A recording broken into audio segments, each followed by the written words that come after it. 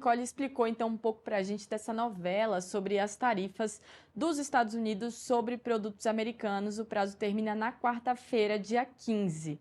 Mas agora a gente muda bastante de assunto porque não tem como não falar dela, né? A Copa do Mundo. O Brasil foi eliminado, foi muito triste para todo mundo que estava acompanhando a Copa, mas o campeonato continua. E quem está aqui comigo no estúdio é a Nana Adnet, a nossa repórter da editoria de esportes, que está aqui então para comentar um pouco sobre a rodada de jogos do final de semana.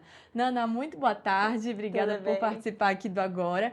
E eu queria então começar falando da eliminação da Noruega. Conta pra gente um pouco como que foi esse jogo. A gente perdeu para a Noruega e depois a Noruega acabou sendo eliminada, né? Foi exatamente isso. Muitos brasileiros torcendo, inclusive, para a Noruega, criaram esse apego com a Noruega e a Noruega se despediu da Copa, que nem a gente. A Noruega saiu na frente ganhando, só que a Inglaterra tem um nome ali de força que a gente está falando pouco, se fala muito de Messi, de Mbappé, mas a gente está falando pouco do Bellingham.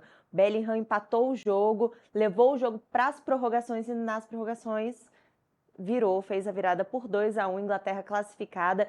Inglaterra que inclusive está dando um show até fora do campo, que a torcida está lá em peso, estão cantando músicas, estão emocionando a internet com vários cânticos e agora Inglaterra vai enfrentar a Espanha, perdão, Espanha e França, Inglaterra, me fugiu, produção. A produção só para que não me fugiu aqui. Inglaterra e Argentina, perfeito, que estavam até brincando de ser um confronto sobre as Ilhas Malvinas, a galera brincou que vai ser mais um confronto desse, Inglaterra, Argentina, Espanha e França. Pois é, Nana. Eu confesso que eu era até desse time que estava aí torcendo para a Noruega. Eu não ia achar ruim. A gente pelo menos ia ter sido eliminado para alguém que venceu, né? Um time que venceu. Mas, vida que segue, a gente vai continuar acompanhando esses próximos jogos. E você citou um nome aí, que é o do Bellingham. Eu queria saber se você considera que ele já é um dos nomes, um dos grandes nomes da Copa, ou se tem algum outro nome também aí que você acha que chamou muito a atenção nesse Mundial. Olha, eu acho que, como eu falei, a gente está falando muito de Mbappé e Messi e realmente é muito difícil você competir com eles. O próprio Haaland da Noruega também chamou muita atenção, mas eu acho com certeza o Bellingham é um nome que a gente pode colocar nessa lista, que dá para falar dele sim, apesar de, como eu falei, a gente ter uma geração de Mbappé podendo ir para a terceira final de Copa do Mundo, das 3 que ele disputou, Messi podendo ir de novo, Messi batendo recorde atrás de recorde. Então é difícil a gente nomear poucos astros nesse meio que a gente está tendo esse ano, uma Copa do Mundo repleto de recordes, repleto de astros, mas eu acho com certeza que o Bellingham pode entrar nessa lista. Muita gente falava que na seleção da Inglaterra o destaque seria do Harry Kane, um jogador excelente, está fazendo uma boa Copa, mas para mim o destaque da seleção inglesa é definitivamente o Jude Bellingham. Perfeito. E isso é muito legal do Mundial, né? Porque tem esses nomes que acabam estourando um pouco a bolha, né? Para quem não acompanha tanto o futebol, acaba conhecendo, por exemplo, o Haaland, ele furou totalmente a bolha, viralizando aí nas redes sociais, e outros jogadores que a gente sabe que eles ficam conhecidos não só pelo talento deles, mas também, né, pela postura que eles têm nas redes, em relação a outros assuntos, né? E eu queria que você falasse agora sobre o que ainda vai acontecer, Nana, porque amanhã tem um clássico europeu, França contra a Espanha, às 16 horas. Eu quero saber o que a gente pode esperar dessa partida.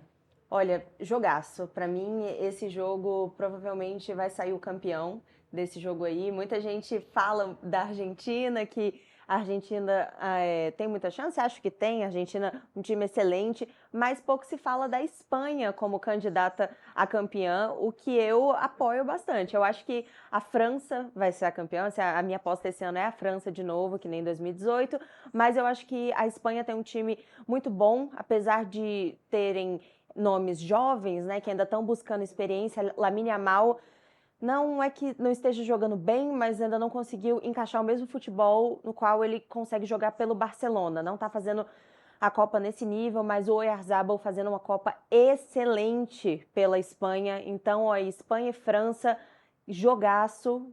e podem conferir porque não fiquem de fora, porque eu tenho certeza de que vai ter muito lance bom. Pode ir para os pênaltis, pode dar França, pode dar Espanha, pode dar qualquer coisa. Perfeito, Nana. E eu queria agradecer muito. Se também, eu queria que você ficasse, na verdade, só mais um minutinho, porque a gente está falando de Copa, mas também tem futebol aqui no Brasil, né?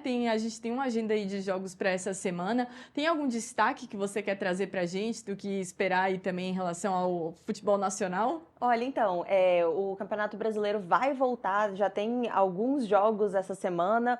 O calendário oficial, ele volta da paralisação da Copa do Mundo oficialmente na semana que vem. Mas alguns jogos foram adiantados, né? Então estava marcado para o dia 22. Vão ter alguns jogos essa semana. Inclusive tem jogos amistosos, né? O Flamengo vai encarar o Olímpia aqui em Brasília, no estádio Mané Garrincha. Então vai ser muito legal a torcida podendo acompanhar o Flamengo voltando. O Flamengo que ainda tem ainda volta, está recuperando o ritmo, porque teve muitos jogadores que foram à Copa do Mundo, né?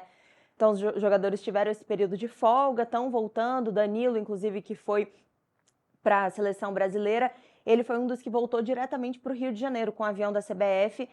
Já deve ter entrado ali na rotina de treinamentos pelo Flamengo, visando volta de Campeonato Brasileiro, porque agora vai voltar tudo de uma vez. Então tem Campeonato Brasileiro, Copa do Brasil, Libertadores, Flamengo volta aí no ritmo intenso. Então eu acho que esse amistoso vai ser muito legal, porque vai ser poucos dias antes do Flamengo voltar ao calendário oficial. Então se você é de Brasília, já garante aí seu ingresso, que eu acho que vai ser um jogo que vale a pena assistir.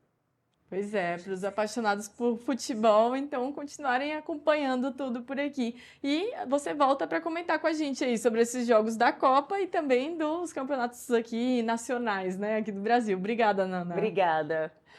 Pois é, a gente falou então um pouco aí sobre futebol,